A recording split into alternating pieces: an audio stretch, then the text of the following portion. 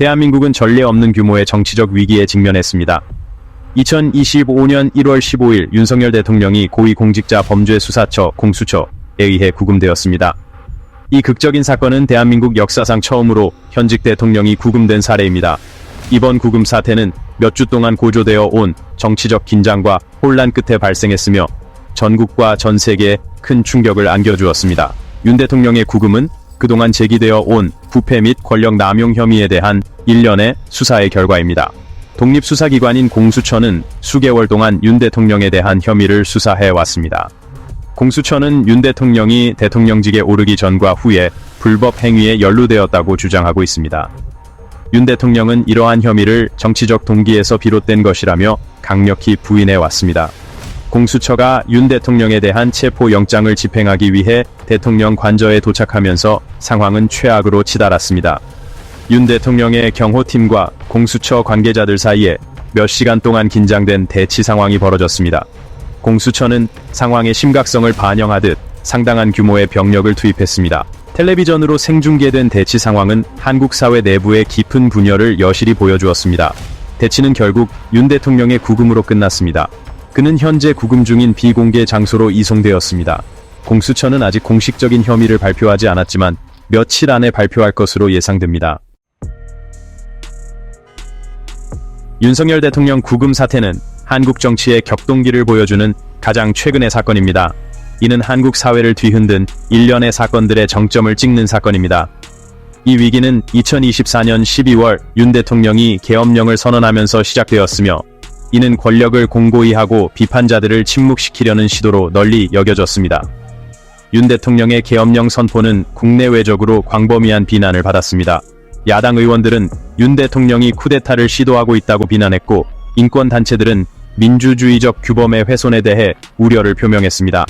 상황은 윤 대통령이 국회의원들이 계엄령을 뒤집는 것을 막기 위해 국회에 군대를 투입하려고 시도하면서 더욱 악화되었습니다.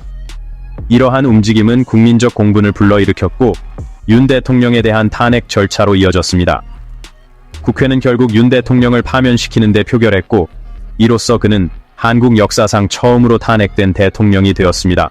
윤 대통령의 파면은 정치적 혼란을 가라앉히지 못했습니다. 그의 후임자인 한덕수 국무총리 역시 얼마 지나지 않아 탄핵되어 한국은 정치적 공백 상태에 빠졌습니다. 한 총리의 탄핵 이후 직무를 수행하게 된 최상목 대통령 권한대행은 이제 깊이 분열된 국가의 질서와 안정을 회복해야 하는 벅찬 과제에 직면해 있습니다. 한국의 정치 위기는 전 세계에 충격을 안겨주었습니다. 국제 언론 매체들은 사건에 대한 광범위한 보도를 제공해 왔으며 많은 매체들이 상황이 전개됨에 따라 실시간 업데이트를 제공했습니다. 특히 대통령 관저에서의 대치 상황은 전 세계 시청자들의 눈길을 사로잡았습니다. CNN은 대치 상황을 생방송으로 중계했고 BBC는 하루 종일 수많은 단신 뉴스를 방송했습니다. 니홍에이자이 신문과 NHK를 포함한 일본 언론들은 이 위기에 특별 뉴스 시간대를 할애했습니다. 중국 국영 CCTV는 심지어 대통령 관저 근처에서 생중계 영상을 방송하며 사건의 국제적 중요성을 부각했습니다. 신문과 온라인 매체들 또한 윤 대통령 구금으로 이어진 사건들과 한국의 미래에 미칠 수 있는 영향을 분석하며 심층적인 보도를 제공했습니다. 뉴욕타임스, 워싱턴 포스트, AP통신, 로이터통신 등은 모두 이번 사태에 대한 자세한 보고서를 게재했습니다. 이러한 보고서는 한국 내부의 깊은 정치적 분열, 혼란으로 인한 경제적 피해, 그리고 한국의 국제적 위상에 대한 우려를 강조했습니다. 윤석열 대통령 구금 사태는 한국 역사의 분수령이 되는 사건입니다. 이는 민주주의 제도의 취약성과 정치적 불안정에 상존하는 위협을 보여주는 냉엄한 현실입니다. 이번 사태의 파장은 국내외적으로 매우 크게 나타날 것입니다. 국내적으로 이번 사태는 기존의 정치적 분열을 심화시키고 정부에 대한 국민의 신뢰를 약화시켰습니다. 한국은 이제 뚜렷한 해결책 없이 심각한 불확실성의 시대에 직면해 있습니다. 권한대행은 질서를 회복하고 분열을 치유하며 정부에 대한 신뢰를 재건해야 하는 벅찬 과제에 직면해 있습니다.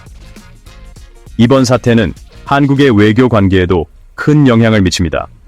한국은 동아시아에서 미국의 핵심 동맹국이며 정치적 혼란은 영내 안정에 대한 우려를 불러일으켰습니다. 새롭고 검증되지 않은 대통령과 씨름하고 있는 미국은 서울의 상황을 예의주시하고 있습니다. 새로운 미국 행정부는 방위 조약에 대해 회의적인 입장을 표명함으로써 이미 불안정한 상황에 복잡성을 더했습니다. 한국의 위기는 21세기에도 민주주의는 당연하게 여겨질 수 있는 것이 아니라는 점을 일깨워줍니다. 민주주의는 끊임없는 경계와 법치에 대한 헌신이 필요한 취약한 제도입니다. 다가오는 몇 주, 몇 달은 한국이 이 위기를 헤쳐나가고 더 안정적이고 번영된 미래를 향한 길을 모색하는데 매우 중요한 시기가